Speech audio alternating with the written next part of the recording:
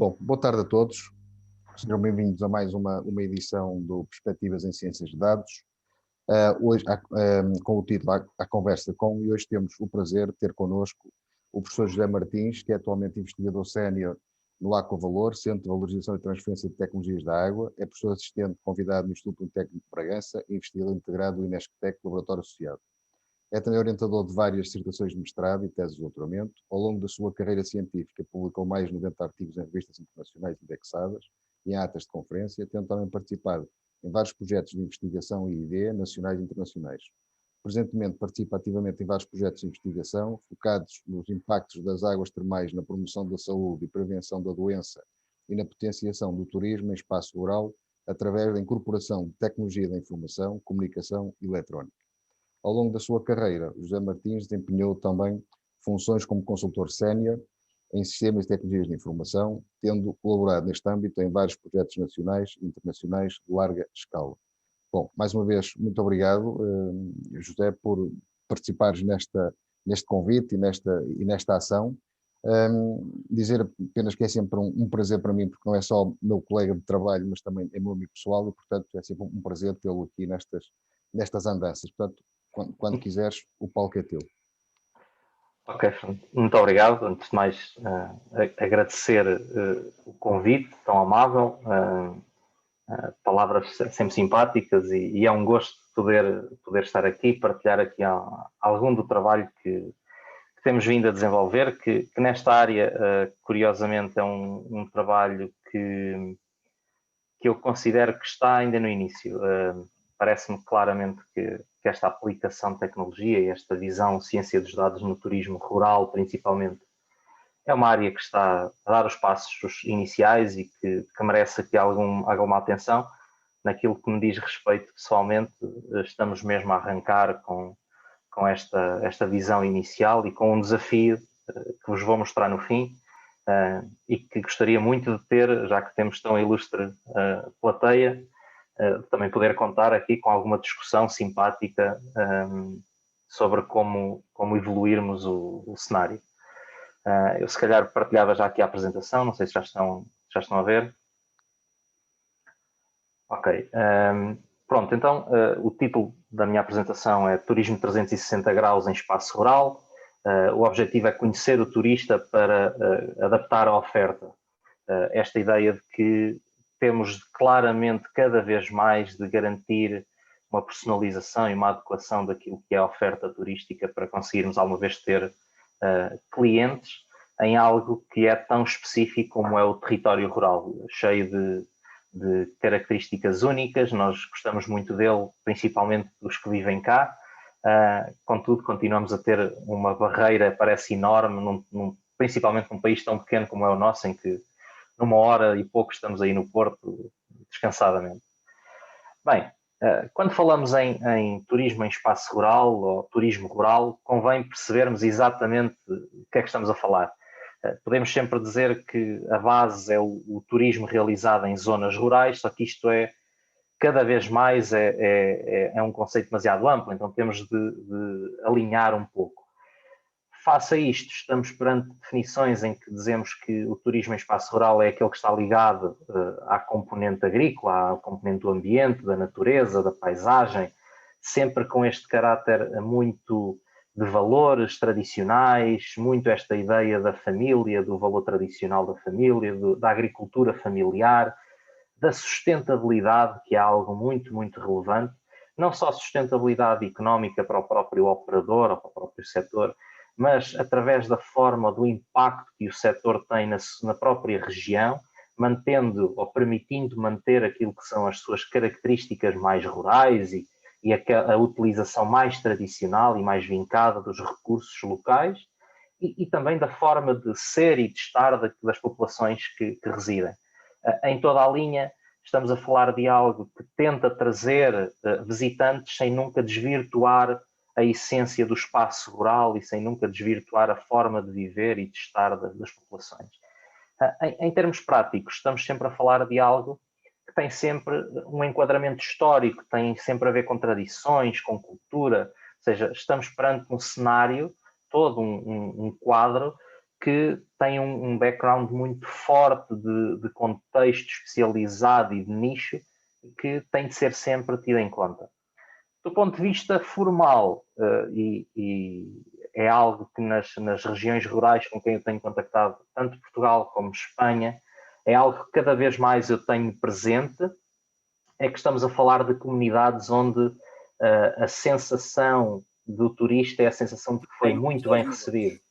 Ou seja, é uma ideia de bem receber e aceitar todos os turistas como se fossem uma pessoa da família.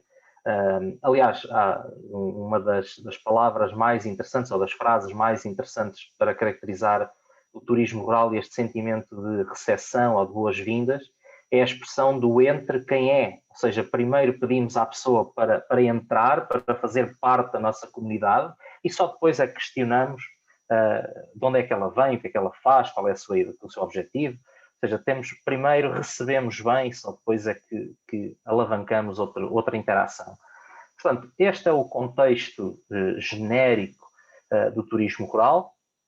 Portanto, há que perceber que estamos a falar de um turismo que é feito, ou que pode ser feito numa diversidade imensa de tipologias, desde logo o turismo à habitação, que provavelmente é uma das vertentes que mais está a crescer, ainda que não seja, curiosamente, a mais significativa. Temos o agroturismo, que é basicamente a realização de experiência turística em contexto agrícola, em contexto de exploração agrícola, digamos assim. Turismo da aldeia, em Portugal muito conhecido, por exemplo, provavelmente o melhor exemplo de turismo da aldeia são as aldeias de xisto, ali na zona centro do país, Lausanne, Arganil, Góis. Tem esta dinâmica muito forte. Aliás, é um produto, eles transformaram um conceito num produto, que é algo verdadeiramente interessante. Temos as casas de campo, os hotéis rurais e depois os parques de campismo rurais, que são a grande novidade. Porquê? Porque estão cada vez mais a sair deste paradigma clássico do parque de campismo para passarem a ser locais onde se podem fazer coisas tão simples como o glamping, como estarmos completamente embebidos na natureza e termos um espaço único ali, sozinhos, mas na verdade por trás temos todo um serviço que está ali ao nosso dispor. Portanto, é um setor que é altamente diverso, que tem características muito próprias, que se assenta num contexto territorial e numa dimensão territorial também ela muito própria, e isso tudo é que vai influenciar a sua evolução e a sua manipulação. Do ponto de vista estatístico, estamos a falar de um setor que, em termos de estabelecimentos ativos, não é muito grande.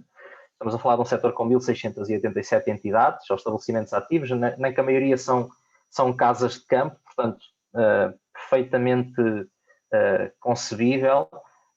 Dá logo para entender, de alguma forma, que há alguma potencial questão em termos da dimensão do operador turístico.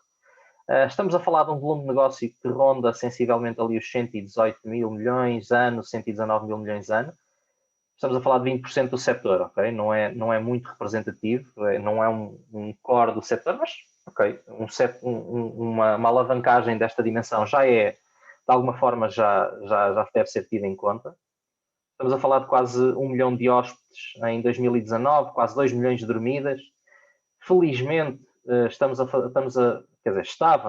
até chegarmos a 2020, a registrar um crescimento sensivelmente de 10% ao ano, que era super curioso. Estava a ser algo muito, muito interessante. 2020, infelizmente, fruto de tudo aquilo que temos vivido, veio de alguma forma destruir aqui um pouco o setor, ainda que felizmente, em resultado de algumas das suas características mais de distanciamento e de ar livre, digamos assim, permitiu ainda dar aqui alguma resposta, mas a quebra foi absurda. O INE e a Pordata ainda estão a compilar resultados para 2020 e os primeiros indicadores não são todos simpáticos. Para perceberem a estada média, estamos a falar de 1,7 noites, portanto, é um turismo, é um setor em que o número de noites em que as pessoas ficam é muito diminuto, é quase a história do fim de semana. A pessoa vem ao sábado, dorme para domingo e arranca domingo. Portanto, temos aqui, e isto é aquilo que mais nos tem motivado isto para nós não é um indicador de pequena dimensão, é um indicador de que temos muito caminho para crescer, muita oportunidade de crescer e muito trabalho para fazer. Portanto, em termos de oportunidade, verdadeiramente, e o que é que representa este setor em termos de oportunidade? É claro que estamos a falar de algo que tem um impacto crítico, cada vez mais, no desenvolvimento económico e social das regiões. Não nos podemos esquecer que estamos a falar de regiões de baixa densidade, muitas delas de muito baixa densidade, com índices de desemprego também não simpáticos, com uma dificuldade incrível em gerar oportunidades, porque há aqui um atrito muito grande ao espírito inovador, empreendedor, a fixação de população jovem que tipicamente está associada a este tipo de comportamentos não é algo que seja facilmente realizável e, portanto, o que vemos é um setor que, de alguma forma, quando bem explorado, a nosso ver, permite reduzir as desigualdades claras que existem entre comunidades rurais e urbanas. É o que é, não há aqui dedos a apontar, temos de reconhecer uma realidade e perceber que temos aqui uma oportunidade para nivelar essa situação. Em toda a linha, é um setor que nos permite, de alguma forma, também estimular aqui a produção e principalmente o consumo sustentável de produtos endógenos. Porquê é que isto é importante? Bem, porque uma boa parte destas populações em território rural vivem da produção agroalimentar, que tipicamente dá origem a produtos que se vem mantendo, cuja produção se vem mantendo igual de há várias décadas a esta parte, e que são considerados, não só em termos nacionais, mas internacionais, como produtos de excelência. Qual é o detalhe? O detalhe é que um produto de excelência que não pode sequer ser colocado em comparação com um produto industrial. Eu posso-vos dar o exemplo de uma alheira. Uma alheira que é feita de forma tradicional nunca pode concorrer com uma alheira que é feita de forma industrial. O preço, a qualidade não é a mesma, portanto, o público tem de ser diferente. E são estes pequenos detalhes que estamos a falar quando estamos a falar em turismo em espaço rural. É toda uma panóplia de dimensões que tem de ser percebida. Não estamos a falar de apenas um tipo ou um segmento ou um produto turístico, mas estamos a falar de um complemento, de um conjunto de produtos que têm de ser pensados como um todo e não individualmente. Bem, qual é que é aqui o nosso grande problema?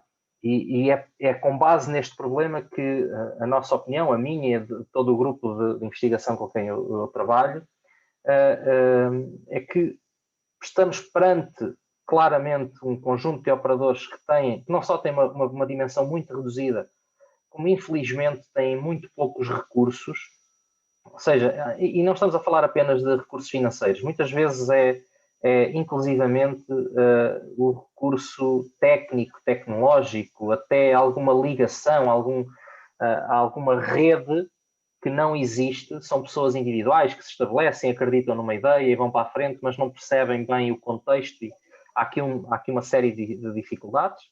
Há uma fraca capacidade de promoção e dinamização do setor, isso é óbvio. É impensável compararmos, eu dou-vos o exemplo simples, comparem uma iniciativa de promoção de praia, de qualquer destino praia, com uma iniciativa de promoção de praia fluvial. Basta pensarem nesta diferença e vão ver que rapidamente conseguem ver as diferenças. Basta-nos olhar para o turismo de Portugal, por exemplo. Felizmente já está a olhar um pouco para o turismo rural, mas estamos com uma capacidade ainda muito diminuta de fazer. Depois, e aquilo que mais nos interessa aqui para a ciência dos dados, verdadeiramente, é que os operadores, e para ser muito honesto daquilo que temos percebido, não só os operadores, mas também as pessoas responsáveis por a gestão territorial, por o controle territorial, têm uma visão muito limitada daquilo que é o seu cliente, ou seja, daquilo que é o turista. Não só em termos sociodemográficos, nós podíamos achar que estamos em 2021, já é tão fácil, digamos assim, aceder a uma caracterização sociodemográfica de quem nos visita, mas a verdade é que isto não existe. E quando avançamos para uma caracterização comportamental, é mais difícil ainda. Nós temos aqui alguns estudos a correr e até ao momento o que temos vindo a recolher, os relatos, os indicadores, é que há muito, muito pouco conhecimento prévio sobre a experiência turística, ou seja, a maior parte dos operadores não faz ideia de como é que um cliente chega até ele, simplesmente chegou, e depois não consegue perceber a interação do turista enquanto está a ter a experiência, enquanto está a desfrutar do serviço, e a partir do momento em que saiu das suas instalações, parece que simplesmente desapareceu. Há um desconhecimento total sobre o que é que aconteceu a este nosso cliente, e isto quer criar aqui situações brutais sobre isto. Para nós são perdas que se estão aqui a considerar. Mais problemas, temos a falar da dificuldade em mobilizar turistas. Infelizmente, os internacionais são cada vez mais difíceis de mobilizar. A perspectiva agora para 2021, nós já temos falado com as entidades de gestão do turismo em termos regionais. A perspectiva para 2021 é de que grande parte do ano seja quase nula a existência de turistas internacionais. Mas a verdade é que mesmo num contexto, mesmo se retirando este contexto de pandemia, já era muito difícil haver aqui a mobilização de turistas. Isto a nós pode-nos parecer estranho, mas a verdade é que o motivo mais elencado é a distância aos principais pontos de entrada e saída de turistas em Portugal, tipicamente os aeroportos e as estações ferroviárias. Para nós isto é algo que não faz sentido. Nós vivemos num país que, ok, há beira-mar plantado, mas a dimensão é pequena. Custa-me a compreender como é que alguém não consegue fazer, ou não consigamos motivar alguém para fazer 1 hora de carro do Porto até Vila Real, por exemplo, ou até Chaves, mas, por exemplo, se formos para Milão e aterramos em Malpensa e fazemos 55 minutos numa autoestrada para chegar a Milão. Portanto, e aí não vejo ninguém a dizer que existe este problema de mobilidade. Portanto, há aqui algum mindset que também tem de ser trabalhado, e isso para nós é um problema real. Depois, e se calhar o principal problema de todos é verdadeiramente a falta de uma oferta turística composta, ou seja, uma oferta turística multi-operador que permita não só satisfazer todas as necessidades ou os desejos do turista, mas principalmente que garanta que ele, enquanto está no território, que tem uma experiência perfeitamente transversal, ou seja, que consegue contactar com o maior número possível de produtos, de serviços, de experiências, e porque isso é que vai fazer com que ele aumente a sua estadia média, com que ele aumente o valor económico, a geração de valor para a região, e é isso é que vai fazer dar outra dinâmica turística aos territórios. Portanto, isto não acontece, e essencialmente não acontece porque não se sabe quem é o turista. É a visão e é o que está aqui por trás de toda esta, ou da grande maioria destes problemas. Que necessidades então é que nós temos? Claro, temos de começar a perceber que ou conhecemos o nosso turista nas suas múltiplas dimensões e, para além disso, controlamos a sua experiência, ou seja, damos-lhe um envolvimento de 360 graus. Eu sei que isto pode soar assim um bocadinho estranho, nós estarmos a dizer que queremos controlar a experiência turística, mas a verdade é que isso já acontece na nossa vida do dia-a-dia, e é algo que o próprio turista, dos estudos internacionais que temos visto, não se apoquenta se não for invasiva. Se este controle e esta monitorização não for invasiva, é algo que lhe é completamente transparente. Este conhecimento, este aumento do conhecimento vai permitir claramente adequar e melhorar as estratégias de comunicação, tanto dos territórios como posteriormente dos operadores. Vai permitir criar os modelos de persona, ou seja, podermos criar aqui perfis de turistas representativos, verdadeiramente representativos, e que possam ser alvo ou servir de base para não só a criação de experiências personalizadas ou direcionadas, mas também para a personalização da própria comunicação. Estamos aqui a falar de que o marketing tem um poder essencial, e hoje em dia marketing sem dados é uma coisa já de outro mundo, de outro tempo. Claramente que se conseguirmos conhecer o turista, conseguimos garantir que ele está mais envolvido, e um turista mais envolvido, seja emocionalmente, seja porque está a gostar da própria experiência, é um turista que vai ficar mais tempo, que vai dar a conhecer, que se vai sentir mais realizado e que tipicamente vai voltar.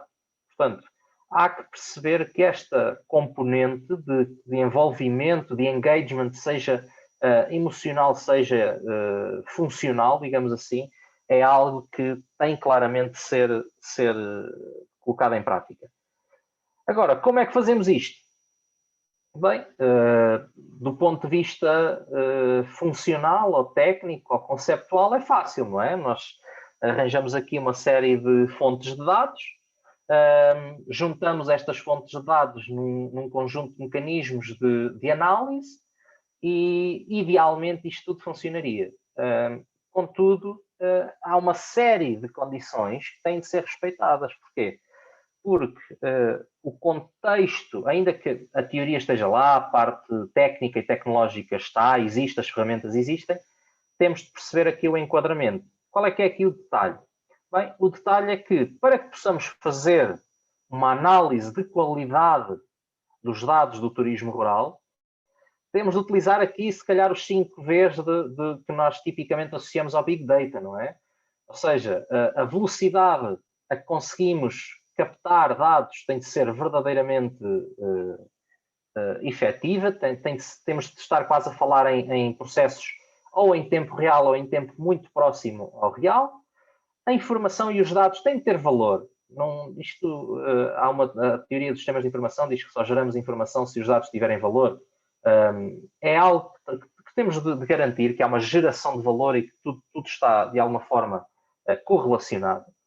Os dados têm de ter veracidade, ou seja, temos de conseguir acreditar e têm de ser credíveis, temos de ter variedade e, acima de tudo, temos de ter volume. Isto é como tudo, só conseguimos fazer predição e análises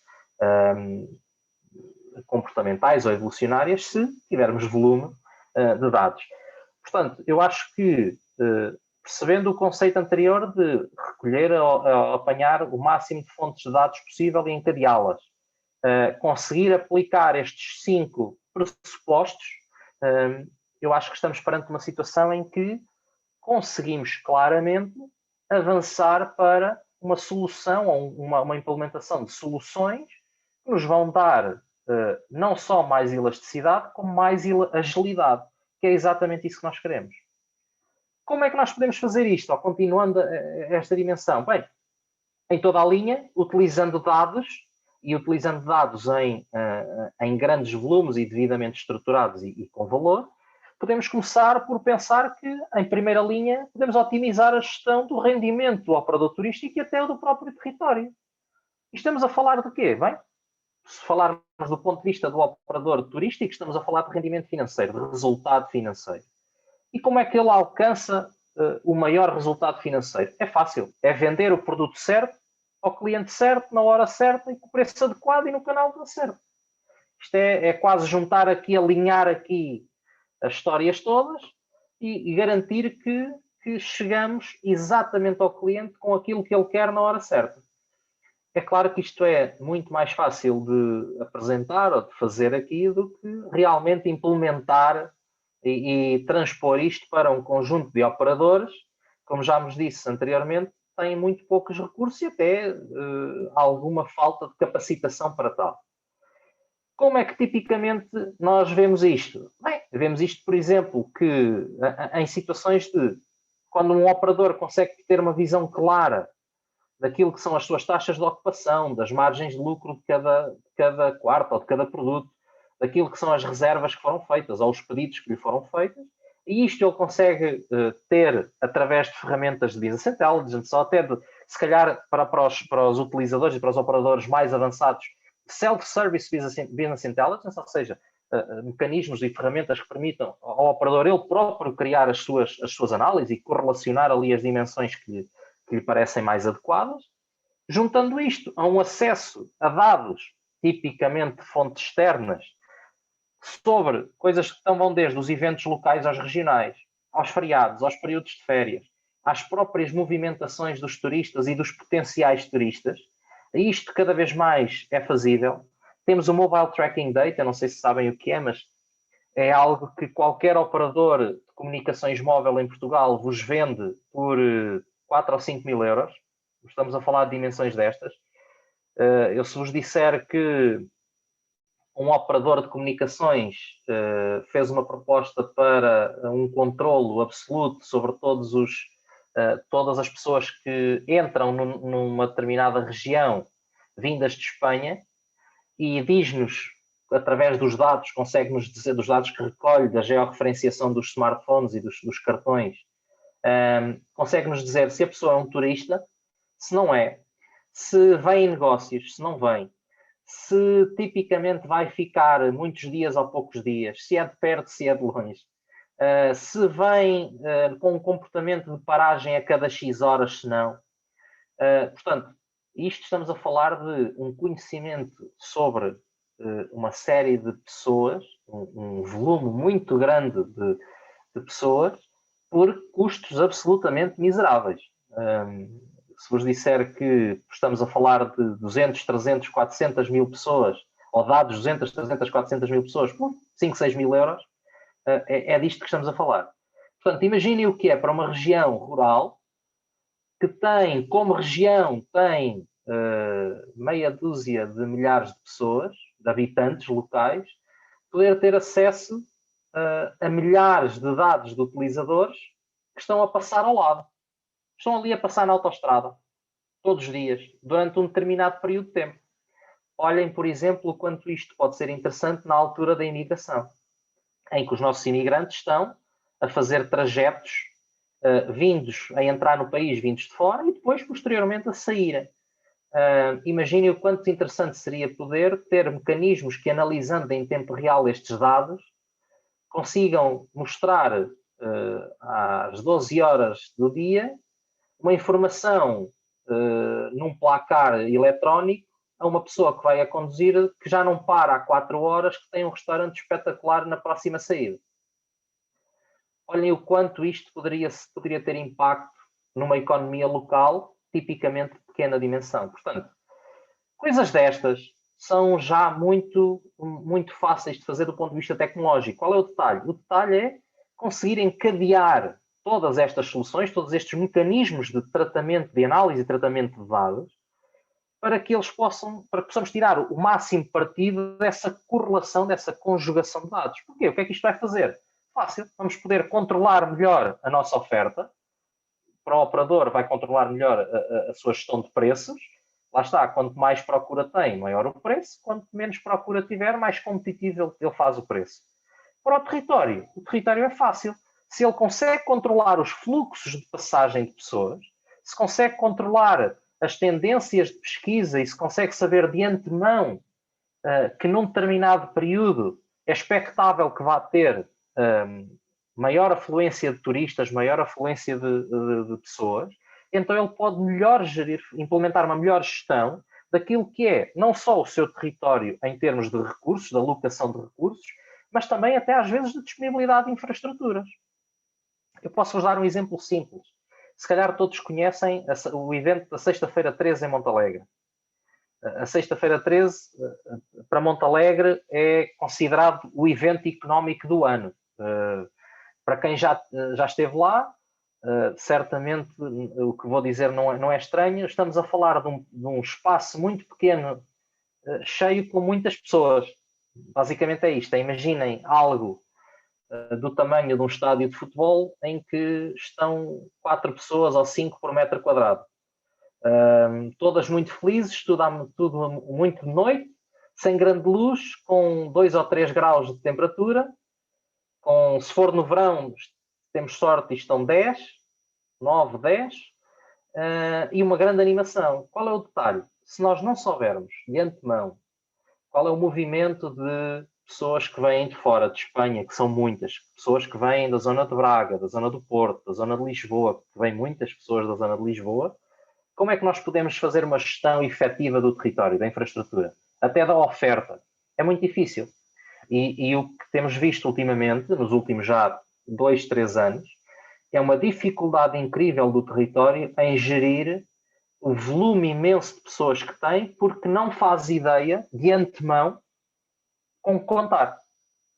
Olhem o quanto simpático seria poder saber de antemão que vêm 50 pessoas de Lisboa e eu poder fazer uma promoção, eu que tenho um hotel, turismo rural, ou tenho um restaurante, poder fazer promoção diretamente a essas pessoas e angariar esses clientes que de outra forma nunca sonharia que eles estariam no território. Portanto, vejam o potencial que tem algo tão simples como uma predicção baseada em tendências de pesquisa de um Google e monitorização de dispositivos móveis para um território rural.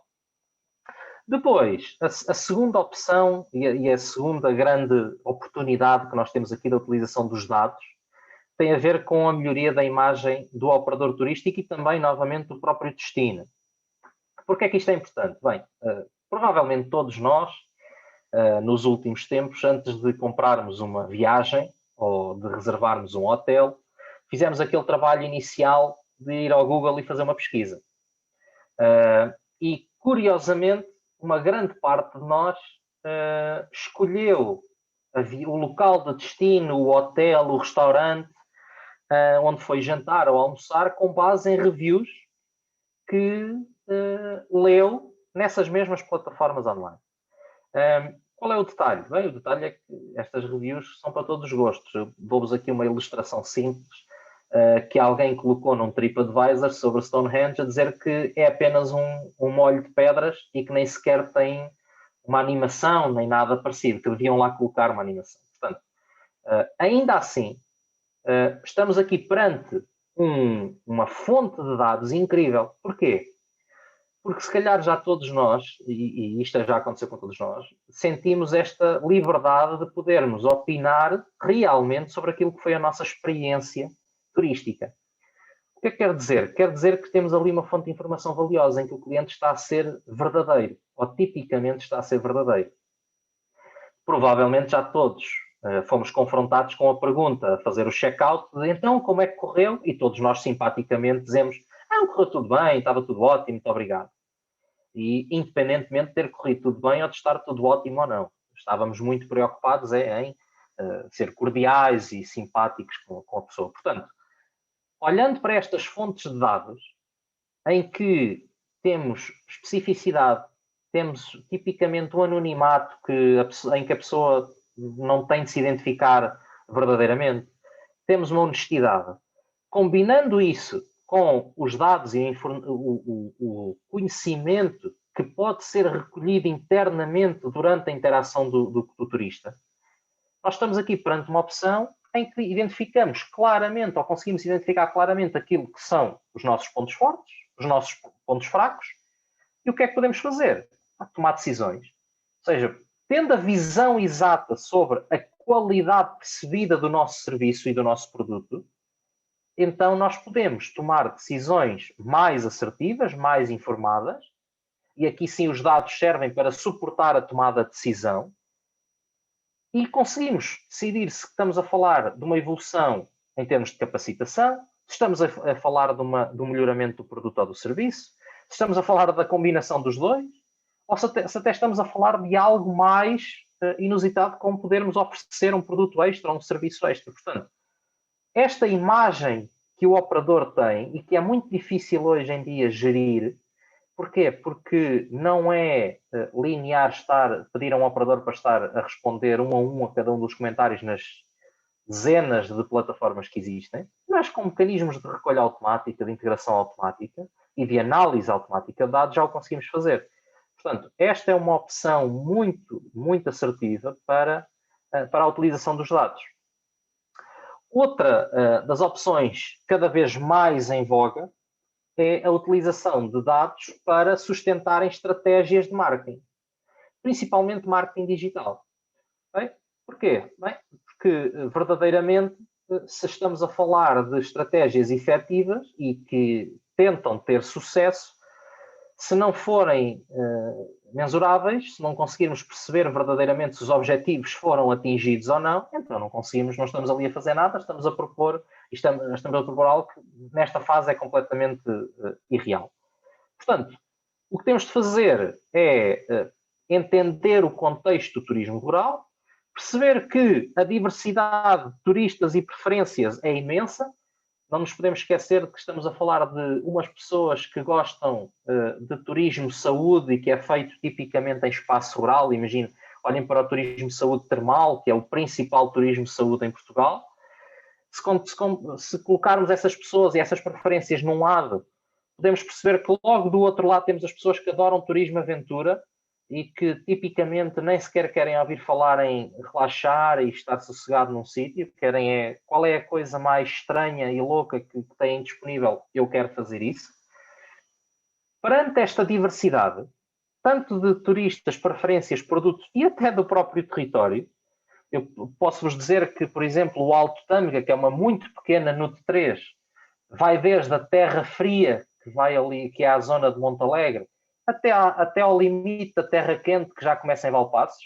Ou seja, estamos com um território que no verão é quente noite e dia, e um outro território que durante a noite, no verão, é frio, muito frio.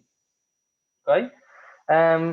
Portanto, esta diversidade torna muito difícil o estabelecimento de uma estratégia verdadeiramente efetiva.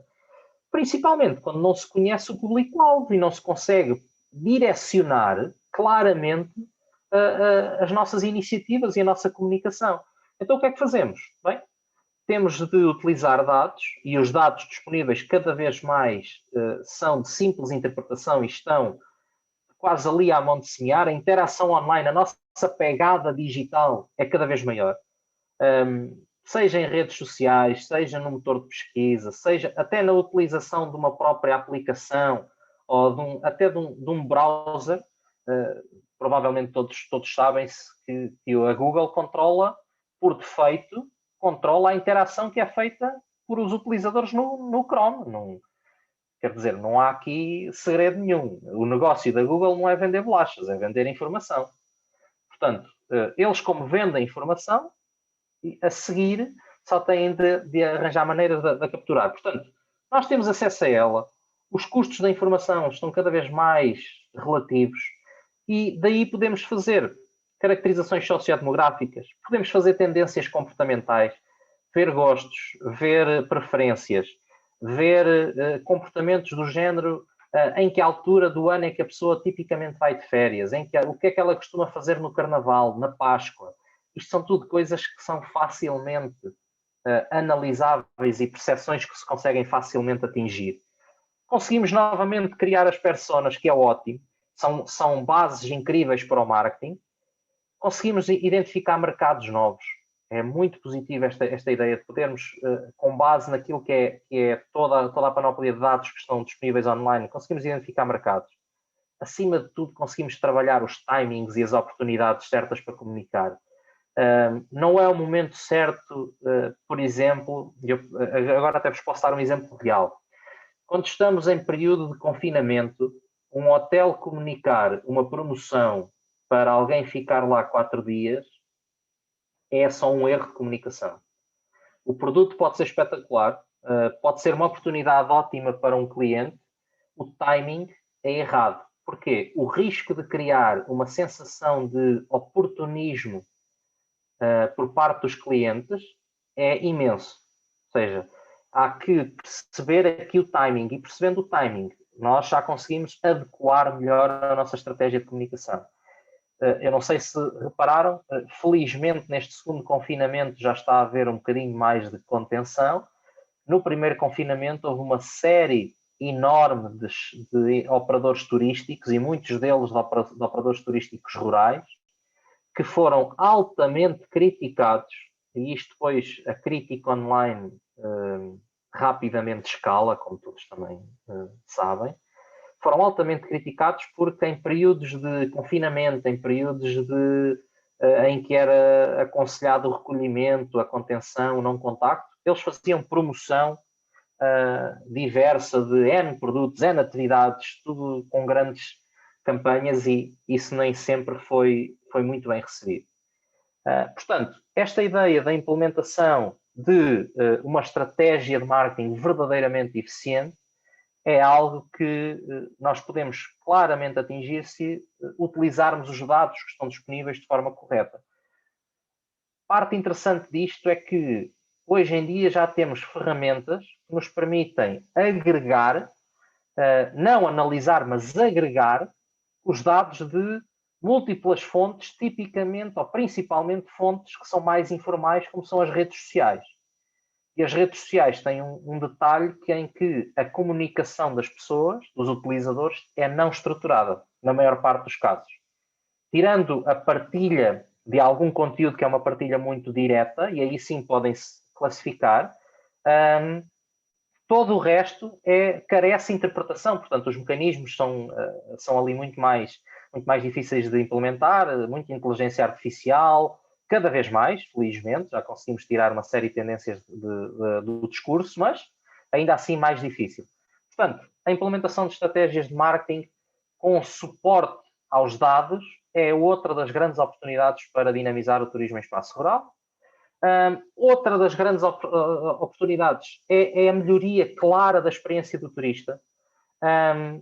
Porquê? Porque se nós garantirmos que o turista se sente contente com a sua opção de visitar ou de escolher um operador turístico rural ou um destino de turismo rural, ele mais, a estatística o que diz, ou a literatura o que diz, é que existe mais probabilidade de ele regressar. E de regressar não só àquele operador, mas regressar para conhecer todo o território. Portanto, é muito importante que isto seja feito. Como é que nós fazemos isto? Ou como é que é possível fazer isto? Bem, nós temos a ideia de que cada vez mais, e se calhar eu aí faço meia-culpa, porque eu sou uma pessoa da tecnologia, a minha primeira preocupação sempre é perceber que toda a angariação de dados, toda a recolha de dados tem de ser digital e temos de estar ali muito preocupados com o digital. A verdade é que há muitos dados que podem e devem ser recolhidos num contacto direto, na interação direta entre o operador turístico e o turista. Porquê? Porque são contactos muito mais informais, muito mais próximos, em que há aqui a possibilidade de fazer uma manipulação, uma adaptação em tempo real dos nossos mecanismos de recolha de informação. E essa informação tipicamente é muito relevante. Claro está, a parte digital continua a entrar aqui fortemente e a verdade é que, analisando estes dados, podemos saber quais são os produtos e os serviços que são os mais utilizados e os menos utilizados. Quais é que são aqueles que têm mais probabilidade de ser requeridos num determinado momento. Imaginem o que é poder potenciar o vosso serviço de catering ou até de serviço ao quarto num determinado segmento, ou seja, em vez de terem a carta toda disponível, sabem que tipicamente estes clientes, o histórico deles e as preferências deles já me vão dizer que eles vão optar por 2 ou 3 desta minha oferta. Portanto, isto é muito importante. Acima de tudo, temos aqui uma perspectiva e ficamos com um conhecimento sobre quais são os serviços e produtos que têm mais potencial de serem comunicados à rede de contactos próximos do turista como sendo como um operador de sucesso ou como uma experiência bem vivida. Este fenómeno do word of mouth é basicamente o passa-palavra. A tradução não é a mais simpática, mas é a nossa tradução mais comum. E nós sabemos perfeitamente que se vamos de férias para algum lado, vamos fazer uma experiência turística qualquer, se nos sentimos felizes com a nossa experiência, contentes, realizados, que quando regressamos, partilhamos sempre essa experiência e esse positivismo e essa opinião positiva com a nossa rede de contactos. Se por outro lado não ficarmos muito contentes, a tendência é para ou não, nem sequer comentamos ou comentamos negativamente, o que ainda é pior. Portanto, o facto de termos acesso a dados que nos permitem fazer esta análise e cruzar esta análise, permite-nos potenciar este word of mouth. Claro está, e isto para os operadores e para as empresas é imensamente importante, se um produto ou um serviço não está a ter a adesão desejada ou está a receber uma crítica que não que não é compatível com o seu nível de exigência, então claramente estamos perante um produto que pode ser descontinuado. Isto só é possível quando tivermos volume de dados que nos permitam inferir sobre a opinião dos turistas. E depois, claro, os desejos extras. Nós, sempre que vamos a algum lado, temos sempre a oportunidade de perguntar se não existe um outro serviço, e muitas vezes esse serviço não faz parte do portfólio de serviços ou produtos disponíveis, mas em toda a linha é algo que o operador deve ponderar, porque pode a seguir criar um novo produto, uma nova oferta e desenvolver ou estimular a tal experiência do turista. Porque é que isto é importante? Em suma, um turista que tem uma experiência positiva é um turista que vai regressar, é um turista que vai passar a palavra e que vai influenciar outros turistas a virem. Ou seja, estamos de alguma forma a extrapolar o impacto e o setor junto de uma comunidade. Depois, claro está, como tudo o que é comercial e tudo o que é empresa, o facto de podermos ter dados e acesso a dados faz com que possamos ver aquilo que provavelmente é dos aspectos mais críticos de uma empresa, que é a concorrência.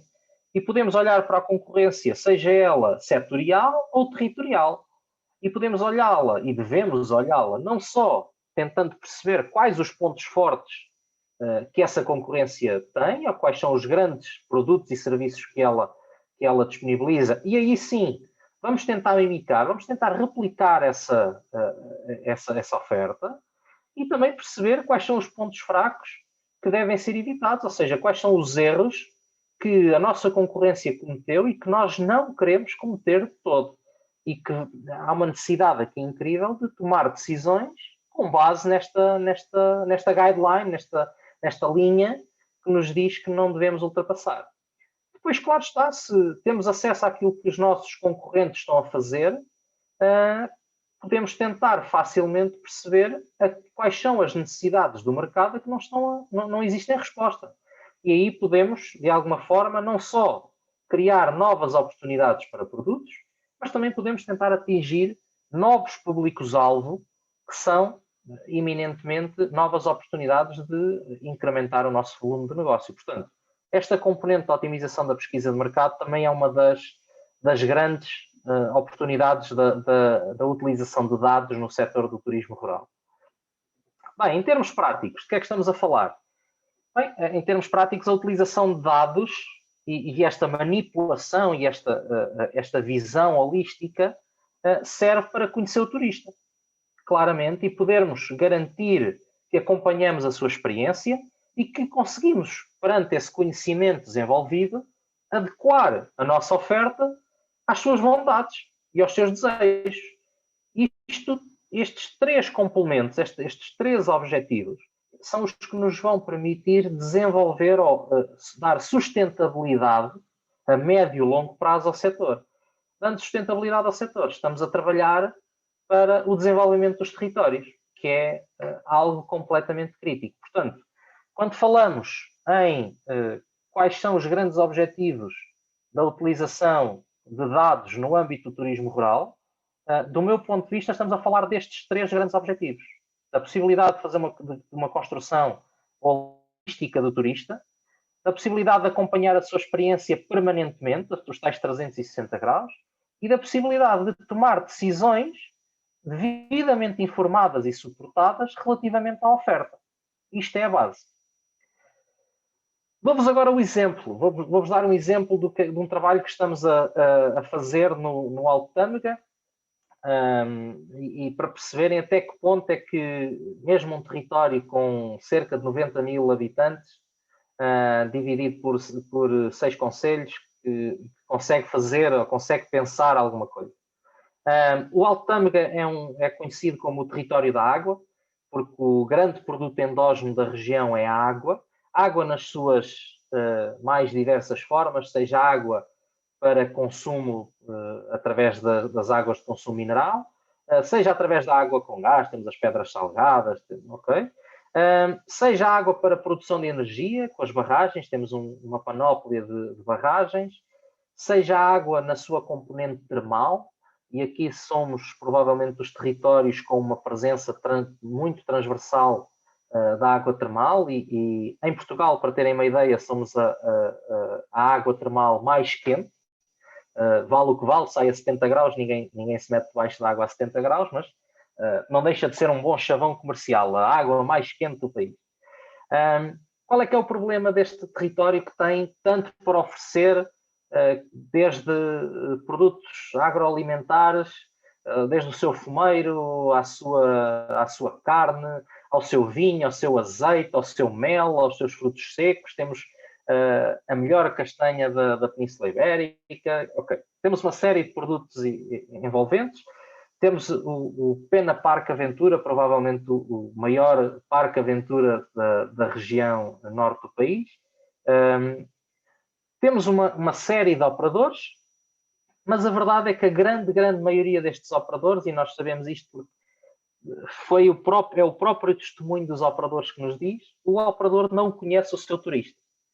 Ou seja, continuamos com aquela ideia, ele não faz ideia de onde é que o turista vem, não faz ideia de para onde é que ele vai, não faz ideia de qual é a experiência que ele quer ter, nem o que é que ele anda a fazer durante o período em que está no território. O que é que isto faz?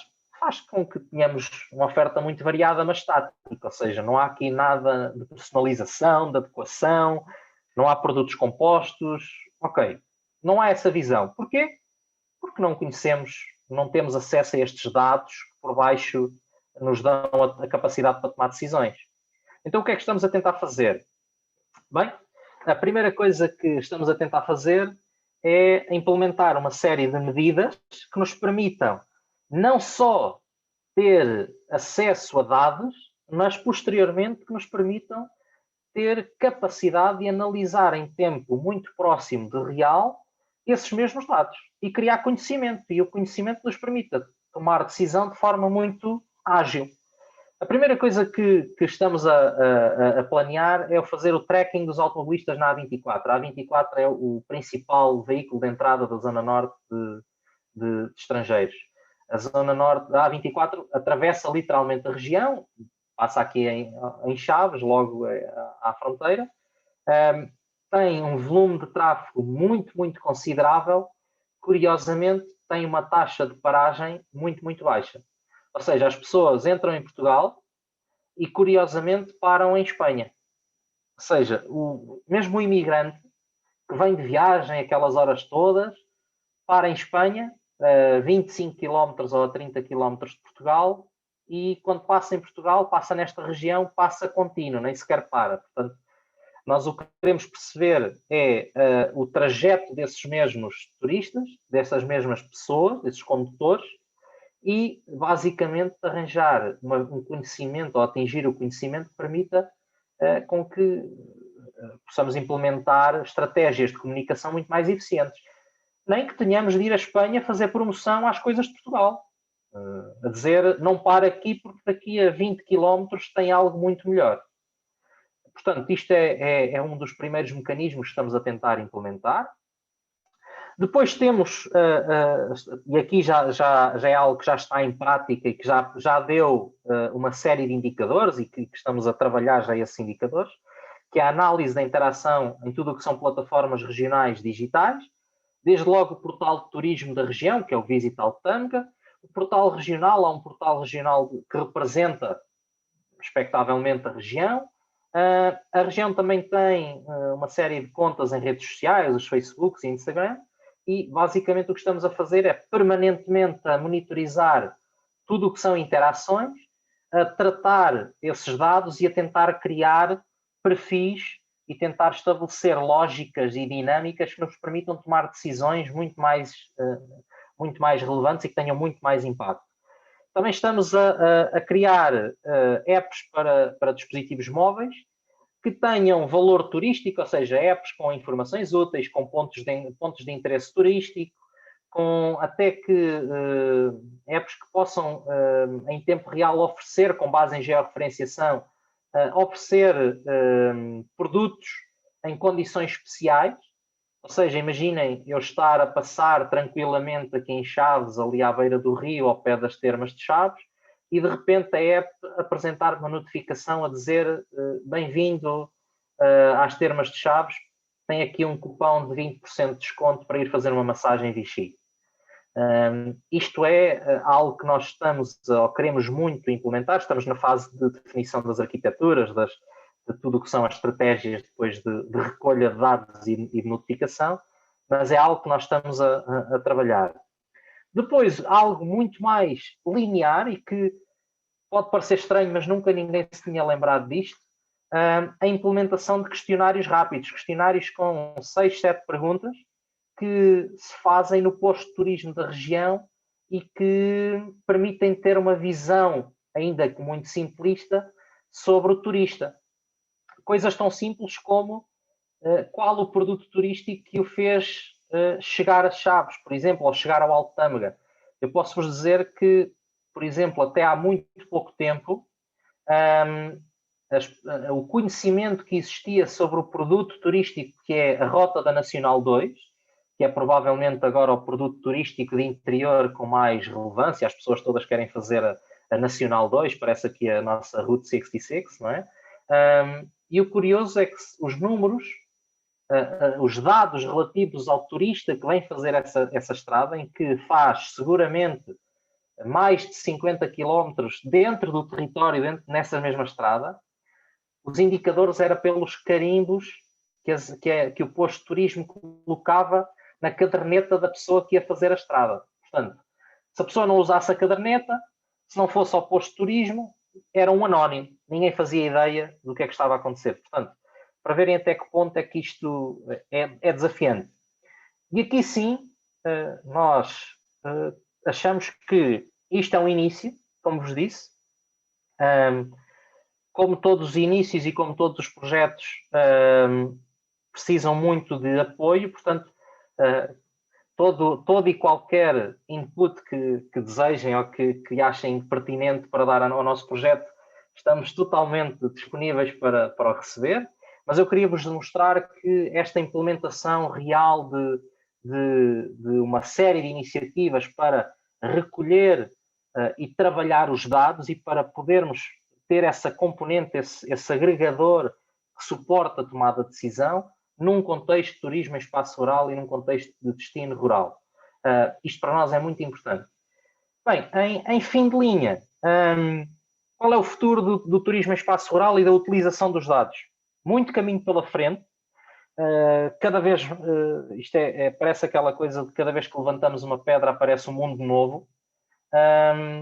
Muitas oportunidades de investigação e, acima de tudo, parece-nos cada vez mais muito espaço para inovação.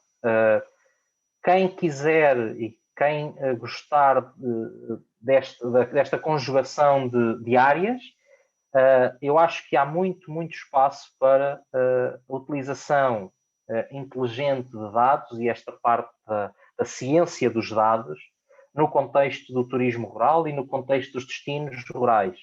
São provavelmente aqueles que estão a precisar mais de ajuda e provavelmente aqueles que nesta fase, fruto também daquilo que são os quadros europeus e até as missões da Organização Mundial do Turismo, os que vão ter mais recursos para implementar este tipo de ferramentas e de soluções. Portanto, há muito espaço, assim haja pessoas e como sempre, estamos de braços abertos para receber. E pronto, na minha parte, eu espero que tenha sintetizado aqui um pouco esta temática da importância dos dados no turismo em espaço rural e principalmente o core, é a importância dos dados para conseguirmos conhecer verdadeiramente o cliente, o turista, porque ele que com base no seu perfil, na sua individualidade, nas suas vontades e necessidades, que nós devemos adequar toda a oferta turística de um território. Pronto. Obrigado, José, pela excelente apresentação e pela esta visão que é aquilo, o turismo, digamos, no espaço rural pode ocupar. Ia-te só pedir se podias descompartilhar o ecrã para ficarmos todos visíveis, digamos assim. Eu estou aqui com o meu rato.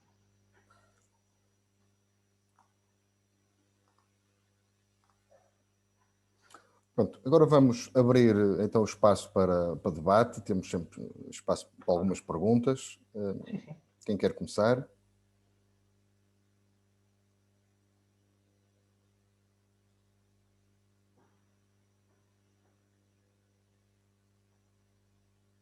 Está tudo com medo de fazer a primeira pergunta.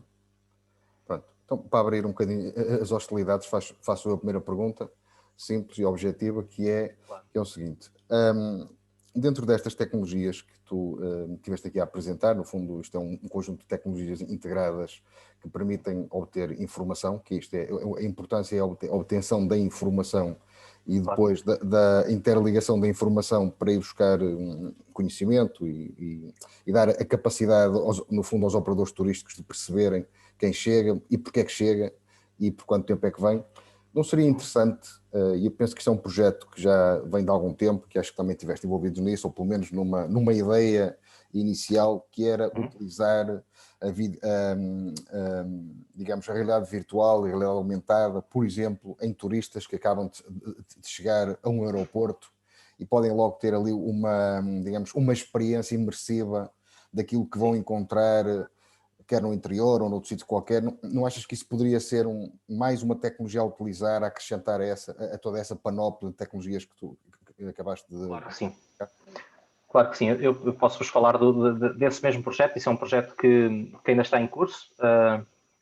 Basicamente, o projeto tinha como ideia conseguir criar uma experiência em realidade virtual multissensorial, ou seja, a pessoa não só tinha aquela perspectiva visual e auditiva, mas também sentia o cheiro do território, o cheiro da cena, tinha uma sensação áptica, tinha o sentido áptico, tínhamos vento e calor a ser passado, ou seja, estamos a falar do desenvolvimento de uma cabina em que o primeiro cenário foi transpor uma vindima, em que a pessoa estaria no Douro a fazer uma vindima, ou no meio de uma vindima, em que ouvia as pessoas a falarem, sentia o cheiro, aquele cheiro típico da uva, daquele açúcar, toda aquela experiência. E porquê é que nós queríamos fazer isso?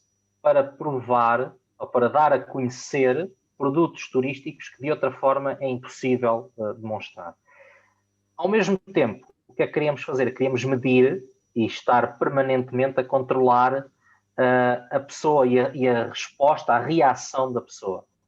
Nós tínhamos desenvolvido uma série de sensores que iríamos tentar colocar nas pessoas, depois percebemos que isso era muito invasivo, começámos a tentar desenvolver uma solução muito mais simples, mas que ainda assim permitia coisas tão interessantes como perceber a condutividade da pele. Parece que quando estamos mais interessados, mais nervosos, mais entusiasmados, a nossa pele tem uma condutividade diferente, o nosso batimento cardíaco claramente muda, mas o curioso era o quê?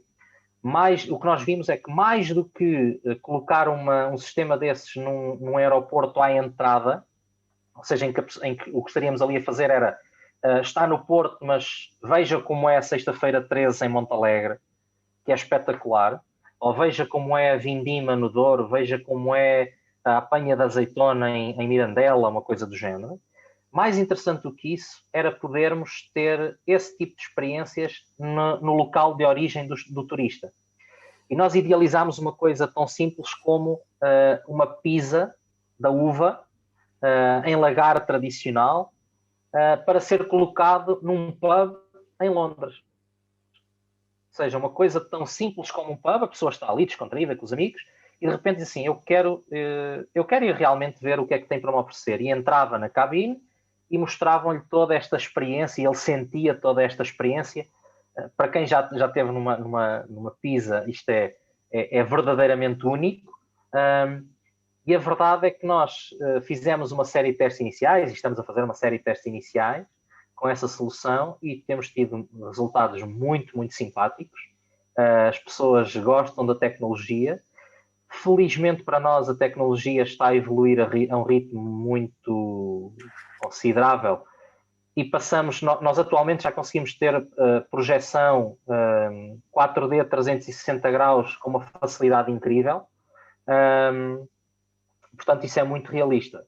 Posso-vos dar a conhecer outro projeto parecido, mas com uma dimensão muito mais simpática. Posso-vos falar de um projeto que se chama o Palácio da Água, e o Palácio da Água vai basicamente ser a maior sala de experiência em realidade imersiva do sul da Europa.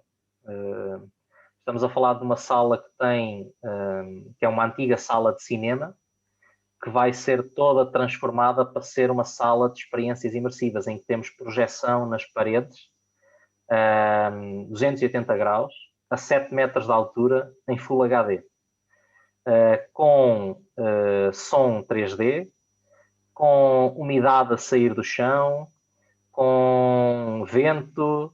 Portanto, a pessoa pode, em todo o instante, estar a voar de parapente e a sentir o vento na cara e a sentir a umidade do nevoeiro.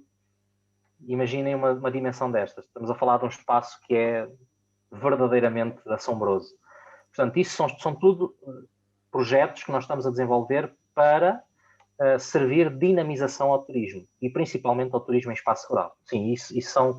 E claro, num espaço, por exemplo, como este que vos falei agora do Palácio da Água, mais do que a experiência que nós queremos proporcionar ao turista, é a possibilidade infinita quase que nós temos ali de recolher informação e de recolher dados e de poder perceber como é que as pessoas reagem a determinados instantes e a determinados conteúdos.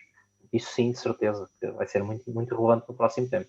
Eu só te fiz essa pergunta por uma razão muito simples. Como temos aqui também presente o professor Carlos Brito, que é o nosso vice-reitor e é presidente do Observatório para o Vinho do Porto. Não sei se ele querá colocar alguma questão relacionada com isto ou não. Ele neste momento está ali com outra tarefa em mão, mas tenho a certeza que ele irá querer fazer alguma pergunta sobre isso. Pronto, esta ideia de tirar partido da água, no fundo, acaba por ser muito interessante, porque Chaves tem aquela fonte ou aquelas termas maravilhosas. Sim. E que, no fundo, estão ali um bocadinho, para usar um termo até muito simpático, desaproveitadas, não é? Porque fecharam aquilo e da forma como fecharam, criou ali um conjunto de problemas muito, muito sérios. Sim. Como é que vês que este projeto do turismo, através da tecnologia, conseguirá ou não atrair mais clientes, ou seja, mais turistas? Obviamente, esquecendo esta altura da pandemia, que isto não, sim, claro, agora não tem interesse nenhum, não é? Portanto, há aqui um intervalo, um espaço vazio que vai desaparecer, esperemos o mais depressa possível, sim. Mas numa fase posterior, quando isto regressar àquilo que é a nova normalidade, se é que é assim que se pode designar, como é que tu achas que a tecnologia pode trazer o turista para, neste caso, para as termas em Chaves?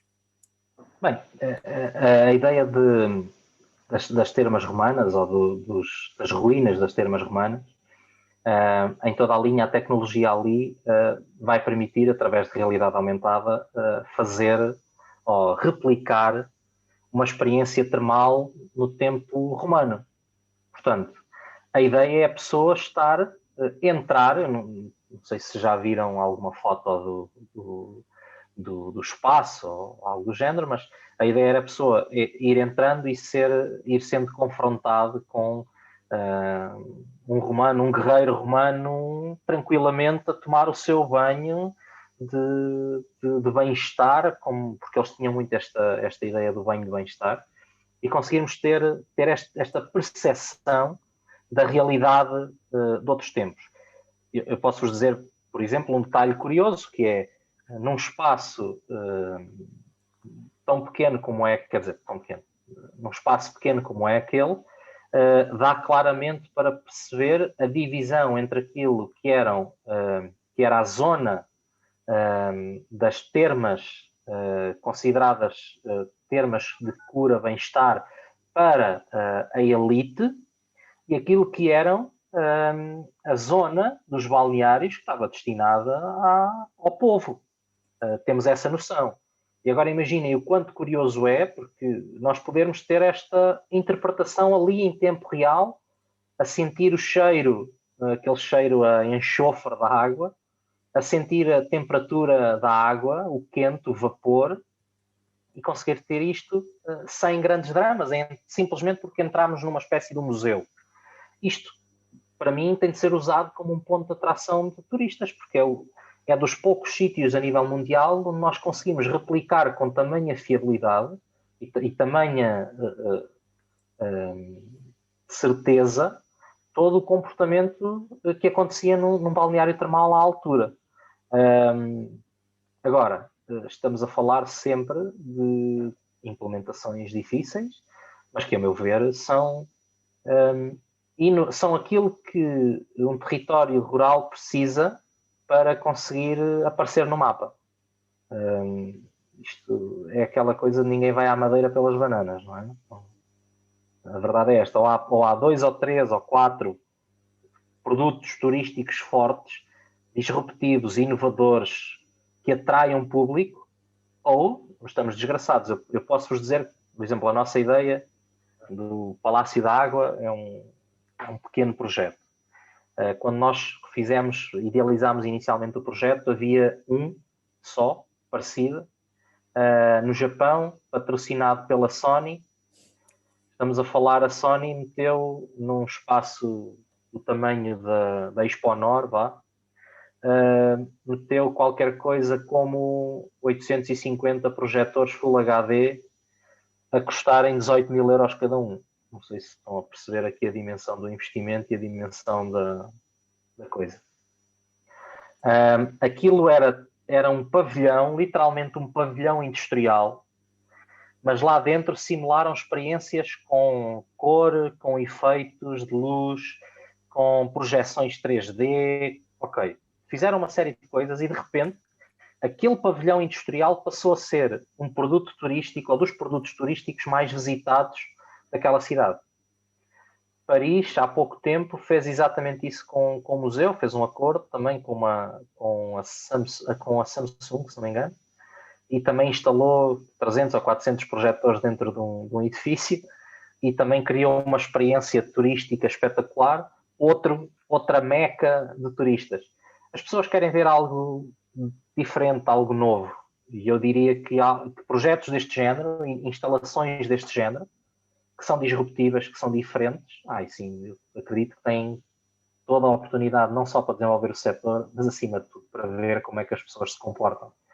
Eu não sei se vocês têm noção do impacto da realidade virtual ou da realidade aumentada, mas eu posso-vos dizer assim, eu já tive perante pessoas que, a verem um cenário de uma varanda de um 15º andar, e em que estavam ali à minha frente, numa sala de testes, metiam uns óculos, um headset, e nós mostrávamos num cenário em que ele estava numa varanda de um 15º andar, e eu tive um colega que teve um ataque de ansiedade, ali em direto, ao vivo. Ele tem medo de alturas, aquilo para ele chocou de uma maneira.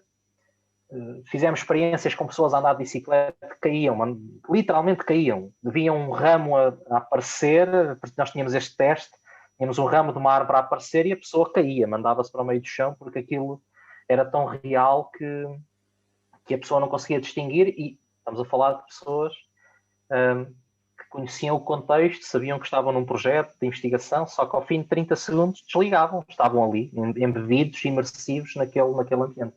Portanto, este tipo de experiências, os dados que permitem recolher são fenomenais. Ok, obrigado. Não sei se mais alguém quer colocar alguma questão. Não sei se o professor Carlos Brito já está a ouvir ou não. Olá, boa tarde. Boa tarde. Eu quero fazer uma pergunta. Estou a ouvir, peço desculpa que há pouco... Não tem problema. Um telefonema do nosso presidente e, portanto, tive que dar essa prioridade. Estou a ouvir. Eu gostei imenso, estava há pouco a comentar com o professor Fernando Moreira que gostei imenso daquilo que eu vi, porque na realidade é uma área que eu trabalho muito, não em termos de meter a mão na massa, porque não sou especialista nesta componente, mas toda a parte de análise de dados é hoje cada vez mais importante na área do marketing, e gostei imenso de ver aplicado ao contexto do turismo.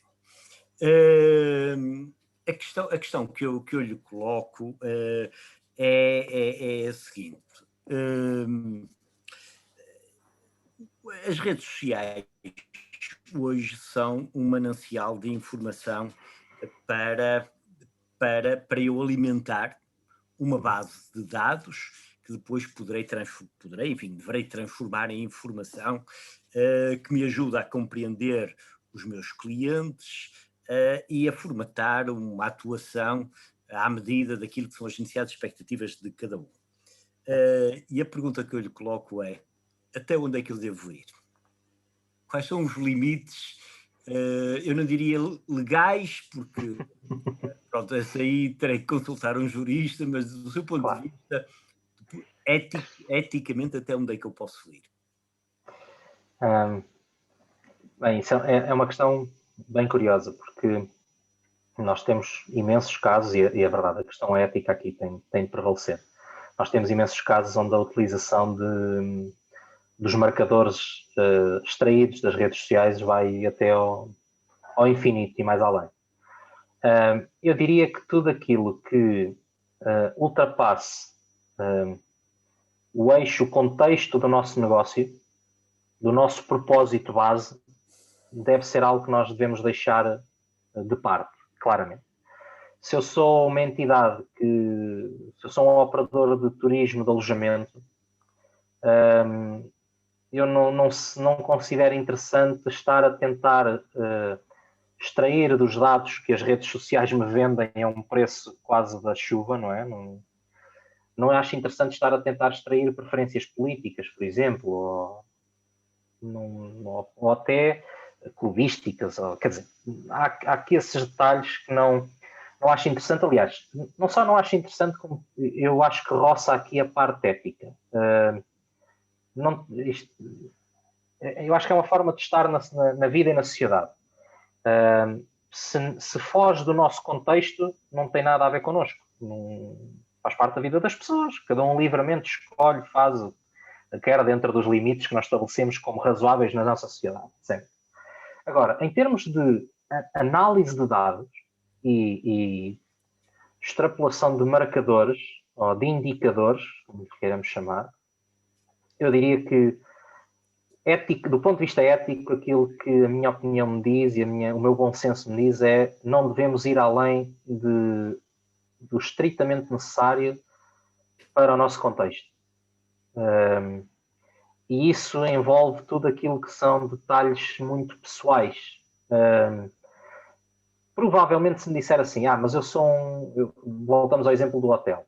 Eu sou um hotel de turismo rural e até tenho uma experiência ou duas simpática em família. Se calhar interessa-me saber se a pessoa tem filhos ou não.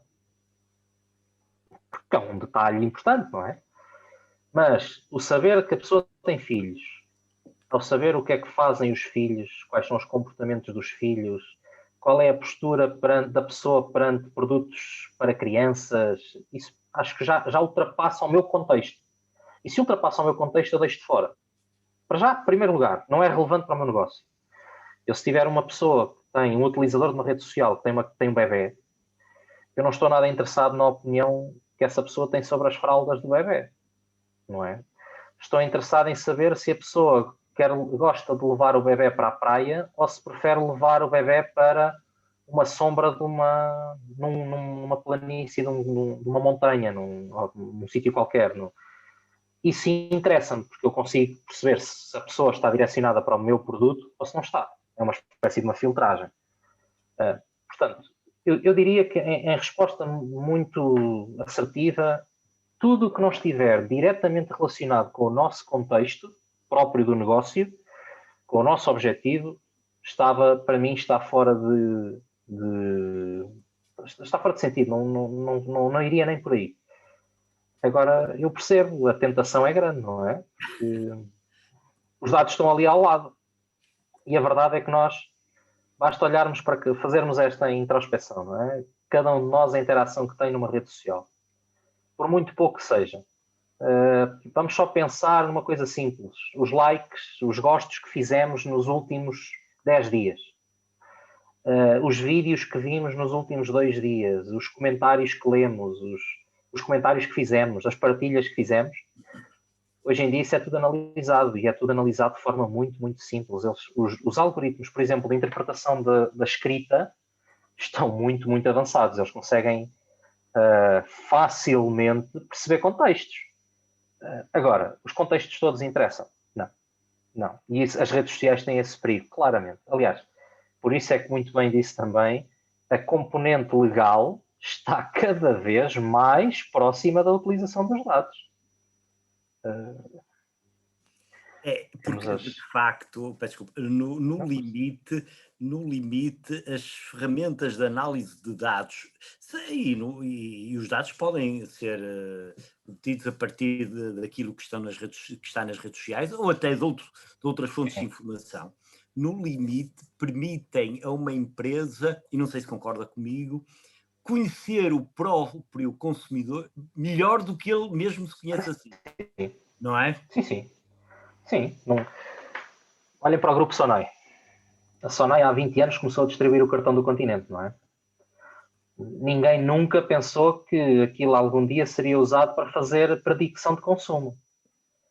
Eles hoje em dia sabem, ou têm a possibilidade, não vou dizer sabem, vou dizer que têm a possibilidade de saber melhor do que nós o nosso padrão de consumo. Eles provavelmente sabem melhor do que nós quando é que vamos precisar de uma nova embalagem de detergente para a roupa. Exato, exatamente. E as pessoas, o curioso é, as pessoas aderiram em troca de nada. Nada, só deram-lhes um cartão. Fidelice, aqui, olha, tão simpático. E a pessoa foi. Portanto, a verdade é que está lá. Mas é lá está, é um desafio. Isso é um desafio. As empresas têm a possibilidade de conhecer, isso é verdade, têm a possibilidade de conhecer melhor o consumidor que ele próprio. Sem dúvida. Muito obrigado. Obrigado, eu. Bem, eu penso que acho que era o Miguel Cruz que há bocadinho queria fazer uma pergunta. Sim. Olá, boa tarde. Eu queria perguntar, eu sou de Chaves, então queria perguntar, eu tenho verificado uma desertificação muito grande da zona, principalmente também a juventude, o pessoal da minha idade que chega à universidade, chega à altura de ir para a universidade, vai e não volta mais, e de que forma é que se poderia tornar Chaves mais apelativo para o regresso deste pessoal que foi para fora, estudou, tem agora muitas mais qualificações, mas acaba por não regressar. E o que eu tenho ouvido de quase toda a gente é que Chaves morreu, já não há muito que se possa fazer e que vai continuar em declínio. E como é que se poderia operar a integração das tecnologias de informação numa região tão envelhecida como está Chaves e a região? Pronto, eu posso lhe dar... Bem, primeiro posso lhe dar um exemplo pessoal. Eu mudei-me para Chaves em 2014, eu vivia a 5 minutos da praia. Vivia ali na zona centro, ao pé de Leiria, 5 minutos da praia, e mudei-me para Chaves. Armas e bagagens para a família. Detalhe disto.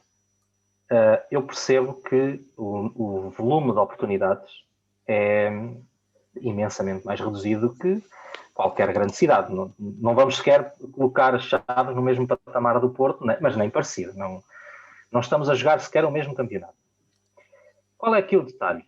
O detalhe é que a minha experiência me diz que hoje em dia, e nós vemos isto felizmente agora na pandemia, estamos todos a trabalhar à distância. É completamente indiferente e provavelmente vai perceber que nestas áreas que têm a ver mais diretamente com tecnologia, é completamente indiferente estar a trabalhar em Lisboa, em Coimbra ou em Chaves, desde que tenhamos uma ligação à internet e um computador. Grosso modo é isto. Se me disser assim, mas eu não há assim tantas oportunidades para, em Chaves ou na região, se calhar falarmos da região que é mais fácil, para eu ir e trabalhar e focar-me, empregar-me numa empresa existente.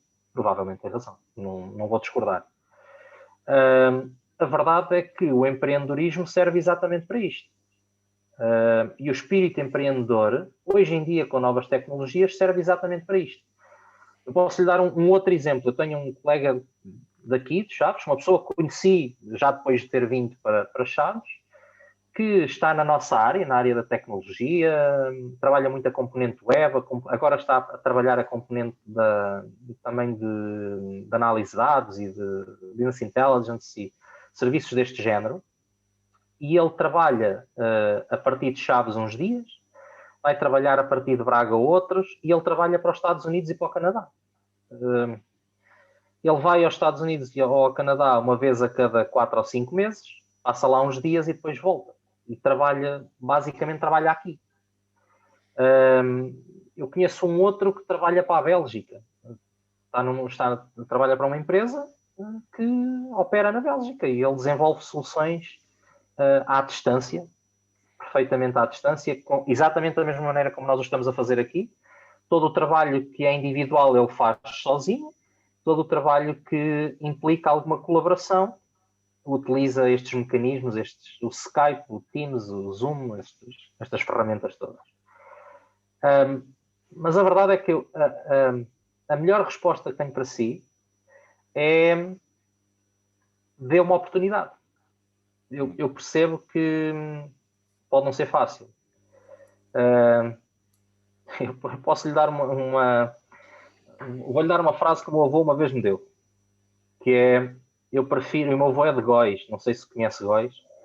Góis é uma vilazinha ao pé ali no distrito de Coimbra, entre Arganil e Lausanne. Uma vila fenomenal. Ele disse-me sempre uma coisa que era, eu prefiro ganhar 10 em Góis do que 20 em Lisboa. Sou muito mais feliz com 10 em Góis do que com 20 em Lisboa. Isto não quer dizer que viver numa grande cidade é mau, okay? Não é isso que eu estou a dizer. O que eu estou a dizer é que é uma questão de equilíbrio. E, curiosamente, eu acho que este espírito empreendedor, este espírito inovador e de fazer coisas novas e propor coisas novas, está cada vez mais impregnado. Não só impregnado, como existe um conjunto de apoios cada vez mais interessantes para exatamente isto. Crie o seu próprio negócio. Eu não encontro alguma empresa que me pareça interessante para eu ir para lá trabalhar. Ótimo, eu tenho uma ideia, não tenho? Vou tentar eu. Pensa assim, com 22, 23, 25 anos, qual é a pior coisa que pode acontecer? Correu mal. Tentámos, aprendemos com os erros, vamos passamos para a próxima. Todos nós que aqui estamos já cometemos erros, expectavelmente aprendemos com os erros e melhoramos. Eu acho que não há que ter medo de errar. Eu acho que é errar e arriscar. Não sei, eu quando saí de Leiria era o diretor de uma unidade remota de uma empresa que trabalhava em projetos internacionais quase só. Hoje em dia é uma das principais empresas em Portugal. Eu abandonei isso e vim para o interior do país sem grandes dramas e cá continuo. Podia estar melhor, ter um carro melhor, ter uma casa melhor. Podia. E quê? Se eu lhe disser, olha, e de Chaves conhece isto, agora vou aproveitar estes 10 segundos para fazer publicidade. Eu aqui ainda vejo crianças a irem a pé para a escola, está bem? Sozinhas. Conheço muito poucos sítios onde isto aconteça. Em espaço urbano.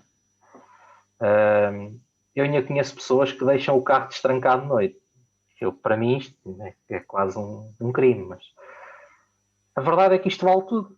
Esta proximidade, o conhecer as pessoas, é uma forma de estar. Sem dúvida, mas a minha pergunta era mais se acha que em Chaves há condições para fazer essa transição digital que necessita para haver a implementação destas tecnologias e da Internet of Things na cidade.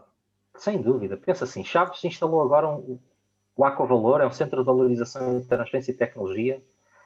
Tem, não só já tem 10 recursos humanos altamente especializados, estamos a falar de uma coisa que há um ano não existia, e num ano tem 10 recursos humanos altamente especializados, vai abrir agora concurso para mais 4 ou 5, e estamos a falar de doutorados e mestres, pagos a preços perfeitamente tabulados.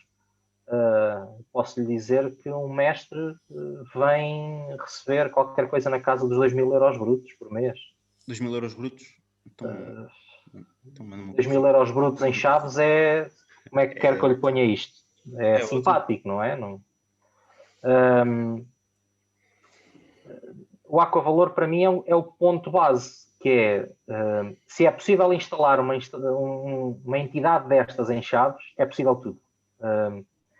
Eu posso vos dizer que os doutorados Agora, um dos pontos não podemos chegar com a postura de que eu sou um especialista e só faço aquilo que me compete. Eu posso lhe dizer que a minha primeira semana de trabalho no Acovalor foi basicamente acartar móveis. Sem qualquer pudor. Foi preciso acartar móveis, acartaram-se móveis. Nós tínhamos internamente uma piada a dizer que éramos a equipa de mudanças mais cara do país. Mas a verdade é que foi preciso. E hoje em dia temos uma infraestrutura de IT, onde temos um laboratório TIC, temos 4 laboratórios bioquímicos espetaculares, topo de gama, temos equipamentos que mais ninguém no país tem, temos equipamentos que são tão modernos que temos laboratórios a dizer que querem estabelecer parcerias para poder utilizar os equipamentos. Isto tem chaves. Como vê, não é assim tão dramático quanto isso. Agora, se é fácil? Não, mas também se fosse fácil ninguém queria. Nós queremos coisas difíceis e desafiantes. Mas realmente a criação desse laboratório foi uma iniciativa inacreditável, ainda por cima no contexto que se vive agora. Eu pensava que seria impossível e que era muito complicado mobilizar pessoas para trabalhar aí, mas também estou a ver que os ordenados são melhores do que a média para um recém-mestrado, por exemplo. São ordenados tabulados, não é mais nem menos, são os ordenados tabulados para as qualificações, não tem... nem somos nem melhores nem piores, somos iguais aos outros todos. Mas posso lhe dizer, para perceber a dimensão da procura, nas áreas, por exemplo, das bioquímicas e da componente molecular e afins, para 3 vagas concorreram 90 pessoas. Uau. Temos uma pessoa que veio do Barreiro, para perceber, veio do Barreiro para Chaves e mudou-se. Não custa nada.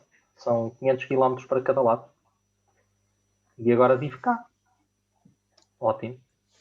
Isso não há, é o que eu lhe digo. Arriscar, empreender, inovar. E tem notado que em Chaves se tem feito muita promoção ao laboratório? Na própria cidade? Se é possível recrutar os locais para trabalhar... Os concursos são todos abertos. Portanto, os concursos são todos divulgados em meio de comunicação local, tanto os jornais, como a televisão, como as rádios, como os sites das instituições todas, todos promovem as vagas, os concursos, digamos assim. Se há adesão ou não, eu diria que a experiência dos últimos concursos disse que sim. Curiosamente, diz que sim, mas curiosamente não só diz que sim, como era hábito de pessoas de fora, ou seja, pessoas que estão disponíveis para mudar. Curiosamente, muitas pessoas que eram de Chaves, que como o Miguel estava a dizer muito bem, saíram, mas que querem regressar. E que regressaram alguns. Temos duas pessoas que eram de Chaves, são de Chaves, aliás, saíram para estudar e trabalhar, não esperavam nunca regressar e regressaram. E felizes que estão. Ótimo. Eu queria dar a minha opinião, porque estive a ouvi-lo com atenção, não ouvi desde o início, porque não tive a oportunidade, mas achei muito interessante esta análise de dados, e acho que, assim, eu vou a Chaves a cada passo. Mas o que é certo, eu estou a fazer um mestrado, tive uma professora do mestrado que não foi a Chaves. É assim, mas é assim, eu acho que quem for a Chaves a primeira vez, depois vai querer ir uma, 2 ou 3 vezes, porque se a Chaves respira a história. É assim, o facto de ter uma das termas romanas melhor preservadas do mundo, a pessoa não tem a noção, mas é uma realidade. É isso que tem que se apostar muito. É um produto diferenciador, ele existe, eventualmente agora terá que se, digamos, fazer a parte final do edifício, não é? Que não está concluído, mas a questão das experiências que falou, isso é cada vez mais vende o produto, e as pessoas, é assim, uma pessoa, as pessoas precisam de impulso e o facto de saber que nas Chaves tem umas das termas mais bem preservadas do mundo e que a água está lá, não é? Aquela temperatura dá quase para reconstruir um balneário romano, basicamente, não é? A questão é assim, dá para reconstruí-lo a nível virtual, daquilo que falou, mas o que é certo é que ainda se consegue muita coisa daquilo, essa água ainda existe lá, dá para fazer, além do virtual, dá para fazer o real, o que é muito raro. E então, se falarmos na ponte romana, estamos a falar de 2000 anos de história, estamos a falar, não é? Uma ponte que ainda está bem preservada e tudo que se envolve. E a questão que eu ia falar é o seguinte: aquilo que falou, aliado ao turismo, e por que não, porque também estou a ter um mestrado na área, ao património. Associar a essa tecnologia, divulgar o património. Porque o património, diz património, diz restauração, diz empresas de animação turísticas, de fazer atividades tipo o maior cabo da Europa, de fazer, sei lá, está em Ribeira da Pena. Tipo, eu acho que ligá-lo, interessa é ligar os produtos que existem e acho que as novas tecnologias é um produto que nós devemos utilizar. Porquê? Nós, a nível nacional, temos os turistas têm chegado cá. Eu acho que têm chegado cá, eu acho que algum mérito é nosso, mas eu acho que o mérito é do próprio país, a própria situação geográfica, a nossa gastronomia, a nossa maneira de ser, de receber as pessoas. Acho eu que tem ajudado um pouco nisso, não é? É isso que também não devemos perder muito essa identidade. Mas o resto daquela promoção que falou, de ir para Londres ou para aqui para lá, acho que não está a ser feita. É assim, no meu entender, se isso começar a ser feito, então ali no Douro, na altura das vendimas, o Douro é bonito de toda a altura do ano, mas a questão das vendimas, e aliás, já há pessoas a vir do estrangeiro, marcam férias para fazer as vendimas, para ir a recolher as uvas e pisar, não é? Já há turistas para isso. Mas se nós aliarmos ao que já há outros produtos para chamar pessoas, claro que o nosso país, além de onde está, vai crescer muito mais, não é? Acho eu. Vamos então deixar ouvir ao José. Tenta ser um bocadinho mais curto, porque já temos isto. Claro. Já vai quase 2 horas. Não, é rápido. É dizer que realmente tem razão. A promoção internacional, tirando em Espanha, fruto das feiras, há feiras de turismo ibéricas, essas são as únicas que eu conheço que estão a ser feitas. Falta muita promoção internacional. A verdade é que, sem estratégia, é só gastar dinheiro. Portanto, então se define primeiro uma estratégia. Para mim, turismo, quando eu falo em turismo em espaço rural, é turismo natureza, é turismo cultural, é turismo religioso, é turismo saúde, é turismo histórico, são todos os contextos, os microcontextos do turismo em espaço rural. Portanto, e é exatamente isso que eu digo. O que falta é a oferta composta, produtos compostos. Porque é a pessoa que gosta de ir ver a igreja, mas ao mesmo tempo quer ir fazer uma massagem e ao mesmo tempo quer ir provar o bacalhau ou o polvo feito à espanhola e ao mesmo tempo a seguir quer ir descer o cabo de slide em Ribeira de Pena. Se houver uma oferta composta que junte, que agregue, aí sim estamos alinhados. Agora, é verdade, estamos nos primeiros passos da promoção e a promoção internacional ainda está muito aquém, mas penso positivo. Finalmente, ao fim de muitos anos, temos uma versão de um plano estratégico de turismo para a região. Portanto, eu diria que é um caminho que tem agora os passos certos, ou tem as bases certas para arrancar. Ok, obrigado. Isto obviamente que tínhamos aqui muito tema para discutir e opiniões para dar, só que já vamos quase com 2 horas, o que é interessante, porque é sinal que as pessoas gostaram e interessam-se pelo tema. Eu queria, em nome do Sr. Reitor, professor Sebastião Feio, agradecer-te a tua vinda aqui ao nosso espaço, digamos, à nossa casa neste momento virtual, mas é que como se estivesses dentro de portas, obviamente que estás acolhido por isto. Quero agradecer a todos que estiveram presentes e os resistentes que estiveram agora até ao fim. E dizer que na próxima quinta-feira, à mesma hora, no mesmo sítio, teremos mais uma sessão. Esta última sessão deste conjunto de eventos e depois outras situações se proporcionarão daqui para a frente. Mais uma vez, muito obrigado e muito boa noite a todos. Muito obrigada, boa noite e parabéns. Muito obrigado. Obrigado. Parabéns, muito obrigada. Obrigado. Muito obrigada, boa tarde. Obrigada. Boa noite. Queria só deixar um comentário.